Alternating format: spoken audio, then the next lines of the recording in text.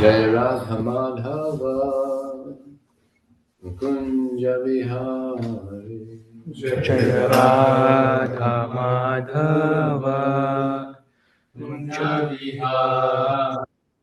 Jaya Radha Madhava Kunja Vihari. Jaya Radha Madhava Kunja Vihari. Gopi Jana Malava Girivaradari. Gopi Jana Vallabha Girivaradari. Yashodanandana Braja Janarandana. Yashodanandana Vrajanarandana. Yashodanandana Braja Janarandana. Yashodanandana Vrajanarandana. Yamunatira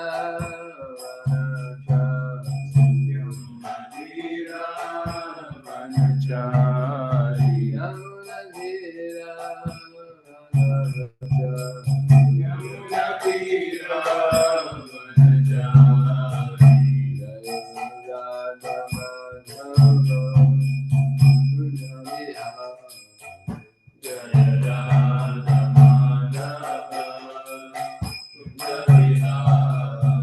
Jaya Radha Madhava Kunja Vihari. Jaya Radha Madhava Jaya Radha Madhava Kunja Vihari. Go, Timothy.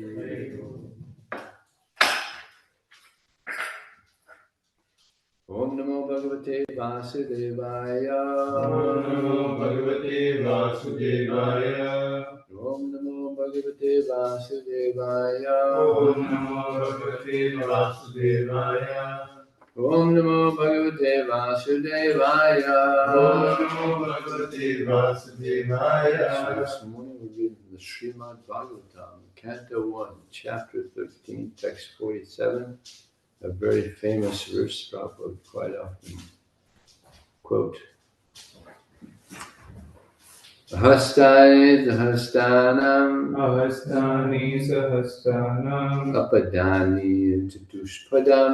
Apadani Chatushpadam. Y'all have the number? That's 113, please. 113:47. Phalguni Tata Mahatam Phalguni Tatra Mahatam. Jivo Jivasya Jivanam Jivo Jivasya Jivanam. Hastani Sahastanam Ahastani Sahastanam Apadani Chatushpadam Apadani Chatushpadam. Phalguni Tata Mahatam Phalguni Tatra Mahatam. Jivo Jivasya Jivanam Jivo Jivasya Jivanam. Hastani, Hastani, those who are devoid of hands. those who are devoid of hands. Sahastanam, Sahastanam, of those who are endowed with hands. of those who are endowed with hands. Apadani, Apadani, those who are devoid of legs. those who are devoid of legs. Chatupadam, Chatupadam, of those who have 4 legs. of those who have 4 legs. Phalguni, Phalguni, those who are weak. those who are weak. Tatra, Tatra, there. Mahatam, Mahatam, of the powerful. of the powerful. Jiva, Jiva, the living being. the living being. Jivasya, Jivasya, of the living being. of the living being. Jivanam, Jivanam, subsistence. subsistence. Translation and purport by His Divine Grace, Srila Prabhupada ki jai. Jai. Those who are devoid of hands are prey for those who have hands. Those devoid of legs are prey for the 4-legged. The weak are the subsistence of the strong, and the general rule holds that one living being is food for another. Purport. A systematic law of subsistence in the struggle for existence is there by the supreme will and there is no escape for anyone by any amount of planning. The living beings who have come to the material world against the will of the Supreme Being are under the control of a supreme power called Maya Shakti, the deputed agent of the Lord, and this Devi Maya is meant to pinch the conditioned souls by the threefold miseries, one of which is explained here in this verse. The weak are the subsistence of the strong. Everybody's getting pinched by the material nature. We've all been pinched. You gotta. Someone's good at pinching this one, painfully. As a material, they're getting pinched by all the different modes of nature and by Maya. No one is strong enough to protect himself from the onslaught of a stronger. By the will of the Lord, there is a systematic category of the weak, the stronger and the strongest. There is nothing to be lamented if a tiger eats a weaker animal, including a man, because that is the law of the Supreme Lord. But although the law states that a human being must subsist on another human being, there is a law of good sense also. But the human being is meant to obey the laws of the scriptures. This is impossible for other animals. The human being is meant for self-realization, and for that purpose, he is not to eat anything which is not first offered to the Lord. The Lord accepts from his devotee all kinds of food preparations made of vegetables, fruits, leaves, and grains. Fruits, leaves, and milk in different varieties can be offered to the Lord. And after the Lord accepts the foodstuffs, the devotee can partake of the prasad, by which all suffering in the struggle for existence will be gradually mitigated. This is confirmed in the Bhagavad Gita, 9:26. Even those who are accustomed to eat animals can offer foodstuffs not to the Lord directly, but to an agent of the Lord. Who's that? Durga. Under certain conditions of religious rites, injunctions of the scriptures are meant not to encourage the eaters of animals, but to restrict them by regular principles. The living being is the source of subsistence for other, stronger living beings. No one should be very anxious for his subsistence in any circumstance, because there are living beings everywhere, and no living being starves for want of food at any place. Maharaj Yudhisthira is advised by Narada not to worry about his uncles suffering for want of food, for they could live on vegetables available in the jungles as prasad, the Supreme Lord, and thus realize the path of salvation. Exploitation of the weaker living being by the stronger is the natural law of existence. There is always an attempt to devour the weak in different kingdoms of living beings. There is no possibility of checking this tendency by any artificial means under material conditions. It can be checked only by awakening the spiritual sense of the human being, by practice of spiritual regulations. The spiritual regulative principles, however, do not allow a man to slaughter weaker animals on one side and teach others peaceful coexistence. If man does not allow the animals peaceful coexistence, how can he expect peaceful existence in human society? The blind leaders must therefore understand the Supreme Being and then try to implement the kingdom of God. The kingdom of God, or Ram Raj, is impossible without the awakening of God consciousness in the mass mind of the people of the world. Om Gyanataram Dashyagyanajanam Slakya Chakshram Jantina Tasma Shri Guruvinam Buddhavacharam Gayate Vipataram Vande Shri Guru Vanchikalpatu Vyashta Kripa Sindhu Devacha Patitanam Bhavnevya Vaishnavevya Jaya Shri Krishna Chaitanya Prabhu Nityananda Shri Advaita Gadadhar Srivasadi Gaura Bhaktivinoda Hare Krishna, Krishna Krishna, Hare Hare Hare Ram, Ram Ram. In this creation, there's 8,400,000 different species of life. And everyone is struggling. Struggle for existence. The human beings are struggling, the animals are struggling. Even the people who are very well-to-do, they're also struggling. Like now we have a presidential election coming up. Yeah.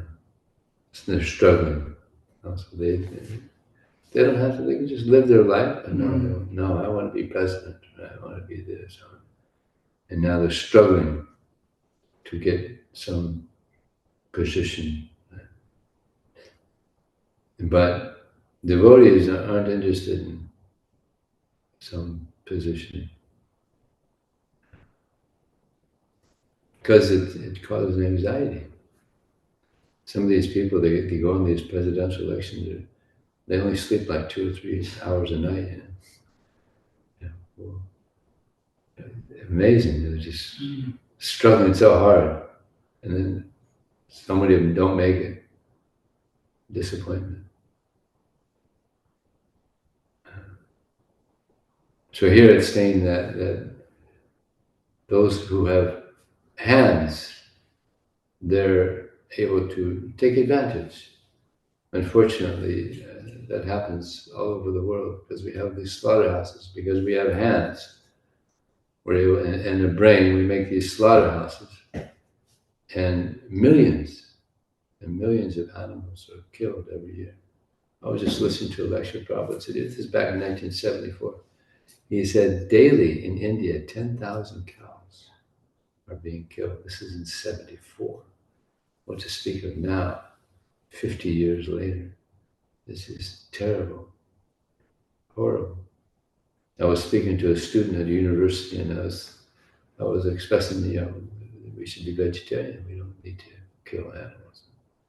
I said, just like the cow has given us milk and cheese and butter and all kinds of nice things. And he said, yeah, and then they give us their body. I said, no, wait a second. They're not giving them their body. They don't want to die. I told him, you're about as sensitive as a rock. The cow is given so much, and then they slash her throat. Thanks a lot. Terrible. And Prabhupada says, therefore there's war. Because we're killing so many cows, there's war. Krishna is very fond of the cows. I was distributing books one time, and I met this lady, and I showed her the cow that had a human head, and the human had a cow head, and it's killing. She said, "Oh yeah, I'm vegetarian." I said, "Oh, that's good. How did you become a vegetarian?" She said, "Well, I had a lot of pets as I was growing up, and my favorite pet was a calf, a baby calf.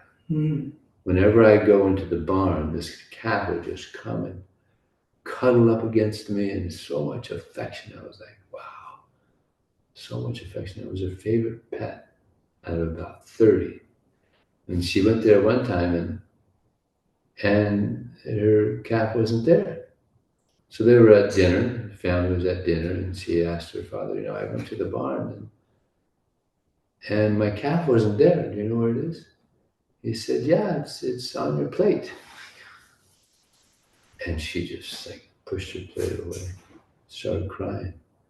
She said, from that day, I never ate meat again. Some people think of animals as food and others as pets. It depends on the consciousness. It's horrible. Cows are so nice. Even when Krishna was a child, he was there was an attempt to murder Krishna. Actually, there's many attempts. But there was one instance where this Putana witch came disguised, a very beautiful woman. She went into Vrindavan. She was so beautiful that everybody just like stepped aside. Like, wow. She's like the goddess of fortune, come to see Krishna. So she was so beautiful that she went into the room where Krishna was and put him on her lap, and she had poison on her breast. And Krishna suckled, and he suckled and pulled out her life hair, and she became, her real nature came out, big demon, demoness. So afterward, to protect Krishna, they covered his body with cow urine and cow dung. And they circumambulated Krishna with a cow. And they put the dust of the cow, you know, the dust of the cows were running out, they sprinkled on Krishna. Amazing, huh? So much reverence for the cow. But so many are being killed all over the world, unfortunately. And they get reactions. I think it's 6 people get the person who allows or gives sanction for the cow to be killed, the actual person that kills it, the person that eats it, the person that transports it. So there's so much reaction for killing the cow. People don't know. Like we didn't know. Actually, you probably knew when you were growing up, right? But us Westerners, we had no idea. Even now, even though many Indians are eating the cow, still they know it's wrong, isn't it? And therefore, sometimes I'll offer Bhagavad Gita, and they say, no, I can't touch it. I eat the cow. No, I tell them, no, it's okay. Krishna will understand this. This will help you stop eating the cow.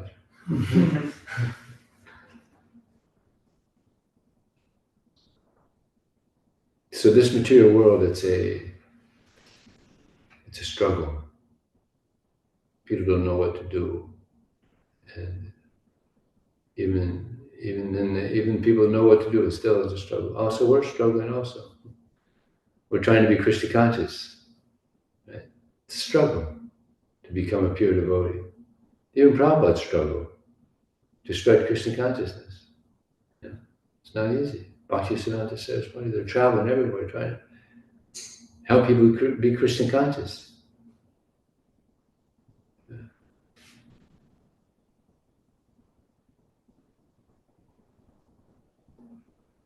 So that's the nature of this world, struggle. Tabhagatamratam tapta jivanam kavividam kama sapam shravanamangalam shrimadatam bhuvigunante bhuvidatam. In the Srimad Bhagavatam, it stated that your words and your activities are the life and soul of those who are struggling, suffering in this material world.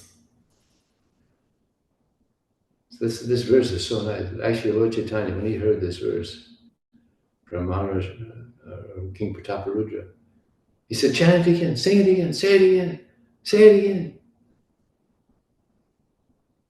Tavakatamritam, that your words are like nectar, the words of Krishna Like we have the Bhagavad Gita, so nectarian. Then there's the Uddhava Gita. You could hear these words again and again and again, and it doesn't get old. The words of Krishna. And the activities of Krishna. Such wonderful activities. Krishna. There was one atheist who said, when I hear that God dances, I'll believe there's a God. Because no religion has an understanding that God dances. But we do. Not only does he dance, he's the best. Vrindavana Natabara. He's the best dancer in Vrindavan.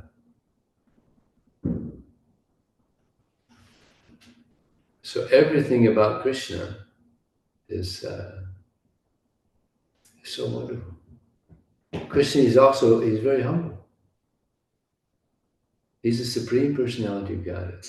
He is the cause of all causes. He's the creator of everything. But at the Rajasuya sacrifice, he was washing everyone's feet that came. Everyone. That's humble. I mean, here he is. He's got the highest position. There's a lot of people who want high position, right? Millions of people want big position. Krishna's got the biggest position. It's God. But he's so humble. Washes everyone's feet. Amazing. And he's so intelligent. So intelligent. He knows everything. High IQ. Very high IQ. And it's described that there's 64 qualities of Krishna. Actually, there's unlimited wonderful qualities, but these stand out more. He's a good musician. He's the best musician also. He plays the flute. The best flute player, best musician. And no one ever taught him. Generally, you want to learn an instrument, you gotta practice and practice and practice. And Krishna just started playing the flute, and just beautiful. Touching everyone's hearts. Playing the flute, he is so beautiful. So beautiful. Inconceivably beautiful. So beautiful that all the ladies are attracted to Krishna. All the ladies are attracted to Krishna. So beautiful. And generally, when people have jewelry, they wear jewelry to make their body look more attractive. Earrings, no rings, all kinds of cheek rings. Now they got all kinds of rings, But when you put jewelry on Krishna, Krishna makes the jewelry look more attractive. Nothing makes Krishna look more attractive than Radharani. Radharani makes Krishna look more attractive. And Radharani, she's also the most beautiful. But she looks more beautiful than Krishna is next to her. So his beauty, his playing the flute, his amazing pastimes. The amazing pastimes of Krishna. Inconceivable, wonderful pastimes of Krishna. So attractive. And therefore Prabhupada says that anybody that reads Krishna book, that can become a devotee. And he told Giriraj Maharaj, you should read it over and over and over again. And eventually we'll understand the greatness of Krishna. Yes. Wonderful, amazing pastimes of Krishna. Just like Krishna, he's Makhanchor. Krishna, he likes to steal butter. And he went into one house with his friends. And the lady at the house, she was sleeping. So they're crawling into the house. And he says to the other boys, "Shh, she's sleeping. Be quiet." Actually, she wasn't sleeping. She was just laying down. And she didn't want to disturb the boys in their activities, so she just laid there. And it's described in the Nectar of Devotion, she just smiled. She's laying there and she just smiled. They couldn't see her smile. But she was just relishing Krishna coming into her house to steal butter. Wonderful. Wonderful pastimes of Krishna. Like there was one time Krishna, he was stealing butter. And the lady of the house, Mataji, came in and she caught him. She got him by the hand. And she said, "Krishna, now I've caught you, red-handed, butter on your hand. I'm going to take you to your mother and you're going to get punished. I have evidence. My butter in my house is on your hand. Now I'm going to go to your mother, you're going to get punished." Krishna said, no, please, mother, please don't do that. I promise I'll never do it again. Please, don't do that, please. No, I'm taking it. So she's taking Krishna. And she takes to Mother Yasoda. She says, "Oi, Mother Yasoda, I caught your boy. He's stealing butter in my home. He's doing it all the time. Now I caught him. You have to punish him." And Mother Yasoda comes to the door. "Mataji, what are you saying? What happened? What happened? Your son here, he was stealing butter in my home. You have to punish him. He's doing it all the time. Now I caught him. He's got my butter on his hand. Now you can see." And Mother Yasoda looked down and said, Mataji, you're working too hard. Go home, take some rest. You're working too hard. You don't have Krishna in your hand. That's your own son." And she looked down and said, "Hey, where did Krishna go?" "It's okay, Mataji." Mother Yasoda told him, "It's okay. Go home, take some rest. You're working too hard. It's okay. It's okay." "Okay, sorry, Mother Yasoda. I don't know. Yeah, maybe I'm working too hard. I don't know what happened." And then she left. And she's carrying her son's hand. And then a moment later, then Krishna turned back into Krishna. And Krishna looked up at her and he said to her, "If you ever do that again, I'm going to turn into your husband." And then she ah!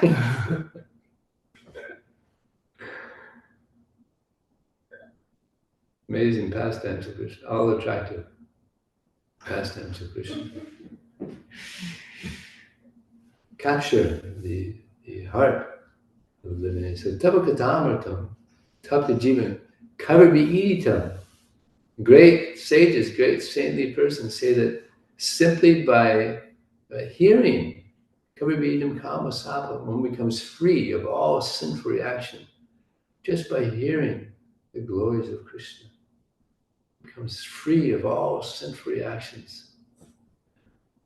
That's nice, huh? So many, in the material world, so many sinful activities. Prabhupada said, you can just be walking down the street and you're stepping on insects. Yeah, your reaction.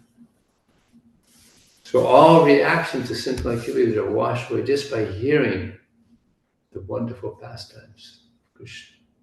Kavarviinitam, kamasam, Shravana Mangalam. And Shravana Mangalam is very auspicious.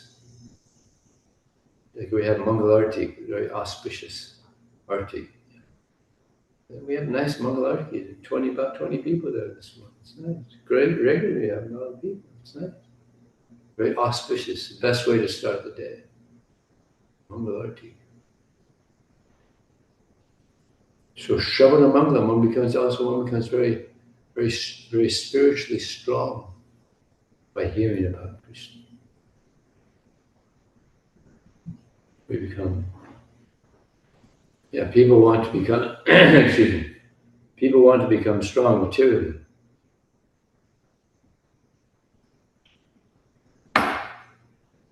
Just like people, they go to the gymnasium, try to become strong materially. what's the use? Gorillas are strong. Elephants are strong. What's the use? But to become strong spiritually, that's something. So these temples are kind of like our spiritual gymnasiums. And we come here to become strong spiritually. We work out. Our 16 rounds is a workout. 16-round workout. And we're hearing and we're dancing. That's also, even that's a physical workout, to dance. And we have our push-ups, we pay obeisances. Yeah. Transcendental push-ups. So the goal of the human form of life is to become strong spiritually. If we can become strong spiritually, then we finish our material existence. We go back home, back to God. One devotee asked Prabhupada, when we go back to the spiritual world, will we remember our life in this material world? And Prabhupada said, yes. You'll remember it like a nightmare. You'll remember it like a nightmare. I mean, if you compare life in the spiritual world, this is a nightmare. Because in the spiritual world, there's no modes of nature. No ignorance, no passion. Just pure love. Everybody has pure love for Krishna. No selfishness, no anger, no lust. Just like when we were growing up, we were 5 years old, there was no lust. You saw the boys and girls all the same, just play. No lust. And then at one point, oh my God, what is this? Terrible. As one devotee said, it's like you get hit by a truck. You're like, but actually this lust is just a perverted reflection of our love for Krishna. It's a disease. It's a disease. So by this process of Krishna consciousness, we're becoming free of the disease. And how do we know we're getting free of the disease? The fever goes down. Like someone may be ill, and he's got a fever, but when he feels, oh, the fever's going down, he's getting healthier. So we'll know when we're healthy, when the lust and the greed and the anger and all this feverish mentalities washed away. We just want to serve Krishna. This is the pleasure of the soul. Tabakatamrutam tapt jivam kavibhidam kavasam shravana mangalam srimad atatam bhubi gunantani bhuvi daja. Actually, this is spoken by the gopis. Yeah. So the last part of this verse is, and those persons who are distributing, who are giving this knowledge out to others, they are the most munificent. It's a Sankirtan verse by the gopis. And this is why Lord Chaitanya was so pleased with this verse. Because he came to preach the message of Krishna, to preach the absolute truth, to give people an opportunity to hear these glories, these wonderful glories of Krishna. This is what will satisfy the heart. Hearing and chanting the glories of Krishna. And by giving this knowledge out, we're letting people know how to transcend the struggle. It's just everybody's struggling. So much suffering is going on. But this is the solution. This knowledge is the solution for all the problems in the material world. So many problems.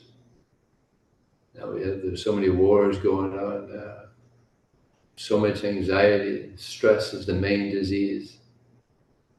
So if people take to Krishna consciousness, they become free of their stress, get free of their anxiety. Of course, we also have anxiety. There was one Sankirtan devotee. He was the Sankirtan leader. And Prabhupada was visiting the temple, and the Sankirtan leader said to Prabhupada, the devotees, the Sankirtan devotees, they think it's too much anxiety. Convincing people to take the books and give a donation, it's too much anxiety. And Prabhupada said, no, this is spiritual anxiety. It's good anxiety. We become purified by taking on this anxiety. And he said, he gave an example, just like Mother Yasoda. She was in anxiety. Krishna would go out to the forest, and she would think, oh, he's going to be hungry out there, and there's animals out there. She was in anxiety. Mother likes to protect. And the gopis, they would see Krishna going out with his friends. They don't have any shoes on. And the gopis thought that Krishna's feet on our breasts, the breasts are too hard, not comfortable for his feet. And now he's going out in the forest with all these pebbles and thorns. And it's described that Prabhupada said that they're in so much anxiety that they faint, just thinking Krishna's going out in the forest barefoot. So much anxiety. It's spiritual anxiety. But that spiritual anxiety is wonderful. It's wonderful. It's purifying. So to be in anxiety, to help the conditioned souls advance in spiritual life, that's good. Good anxiety. We should have that anxiety. Very good.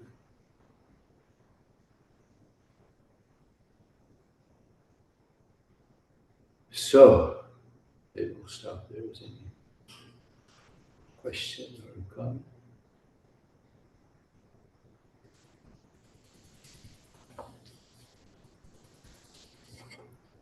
Or correction? We can take Any questions or comments online? Hare Krishna, dear devotees. We can take online reflections first. You can unmute yourself and share any reflection or questions. Hare Krishna, Prabhuji. Dandavad Pranam. So, Prabhuji, I really like the point you gave, regarding how Krishna is humble, how in Rajasuya ceremony, he was personally, uh, cleaning the feet of everybody.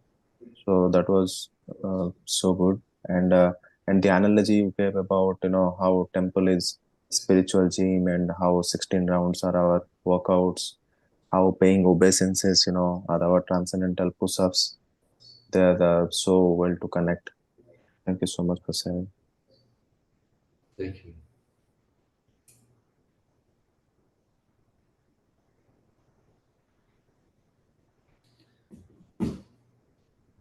Naveed Prabhu, do you have anything?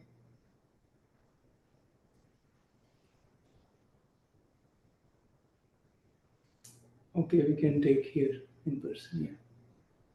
Well, I just had a comment because I listened to a Bhagavatam class a few years ago about animal killing, and there's a site that mentions how it keeps like a live track of how many animals get killed like every second, and one of the stats they said is the amount of water used to produce 1 pound of beef is equivalent to 7 years worth of drinking water for an average person.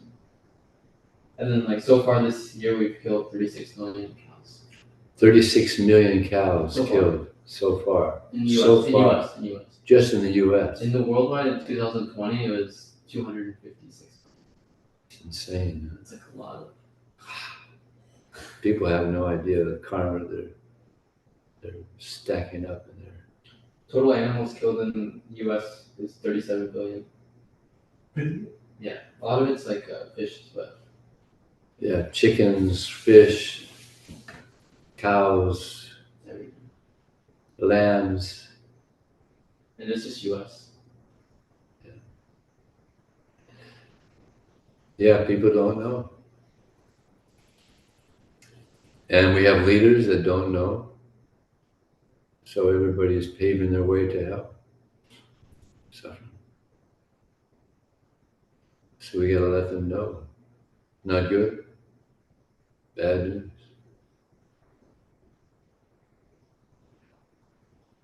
Yeah. I have a few comments. This is to build off what Jish Prabhu shared. There's this theory, it's called Einsteinian pain waves, EPW. And essentially the theory is that the cries of the animals, their anxiety and their physical sound cries, is just like when, for example, onion, we don't use onion, but if we cut some onion and we're close to it, we'll start to feel that burn. That in the same way that the animals, there's primary and secondary waves or sound waves, and that the animals' cries are slightly different. It takes time to build up, and then it gets to a certain point that it builds, and just like the central nervous system of Bhumi Devi, she builds up and then it cracks the surface, and that's what actually causes earthquakes. And building off what Prabhu said, they track this data of where the animals are killed, and the majority of earthquakes are happening where there's a large concentration of animals being killed, slaughtered. And it's the same thing. There's also science behind other natural disasters like hurricanes, tsunamis, etc. That, especially in England, Related to animal killing. Related to animal killing in countries or specific areas that conquered a lot of people. For example, the English, they conquered a lot of people. Spain, they find that there's a lot of natural disasters happening in these places. That's to build off of it. Here, the technical term is called nociceptors. Nociceptors is the sensory nerve cells in our body. The Earth has them also. I like that. And then, in terms of what you mentioned, Prabhu, about spiritual anxiety versus material anxiety, that we all have to be anxious for something, but one is very difficult to deal with the material anxiety. And the spiritual anxiety that purifies, even though it's still challenging. For example, if we have a long day and night of devotional activities, and it's a stretch. As His Grace Vishaya Prabhu says, the comfort zone, stress zone, and then there's, he calls it the panic zone, and then the stretch zone. Stretch zone refers to our ability to exhaust ourselves spiritually to the point where we're growing through the purification. So I like that, and how you've mentioned in the past about specifically Sankirtan and the treasures of the Brihadaranyaka. It's actually, Sankirtan is both purification and it's for prayer also. And we start to understand we're not the supreme controller, that our interactions and the success that we have is dependent on something else. We do play a small part in it though. I like that specifically, and then reiterating Deva Prabhu's example about humility. So here's the Supreme Lord, but here he's down in a low position physically and mentally, washing the feet of others. And I like that point as well, Prabhu. Yeah, there's a saying that it's hard to be humble when you're great. And people think they're great, so that it's hard for them to be humble. But who's greater than Krishna? But it's not difficult for him to be humble. It's reminding me when you gave those pastimes about Muhammad Ali, and you all met him. I am the greatest. And then after you all met him, he's struggling even just to go. Couldn't walk. You should see how time crushes everyone. Couldn't walk. I met him in the airport. I was going to speak to him, but he had to. People were, with him. He couldn't walk properly. Parkinson's disease.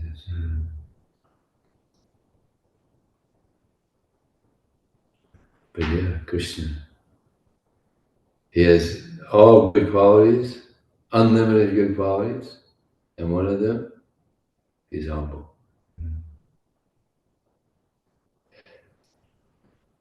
Do I like the example of Krishna book? You said Srila Prabhupada told Giriraj Maharaj that anybody who reads Krishna book, he can become a devotee.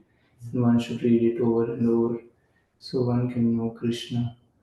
I was reading 10th chapter of Gita where Krishna says that one who knows me with he says that I am the source of all the demigods and the great sages.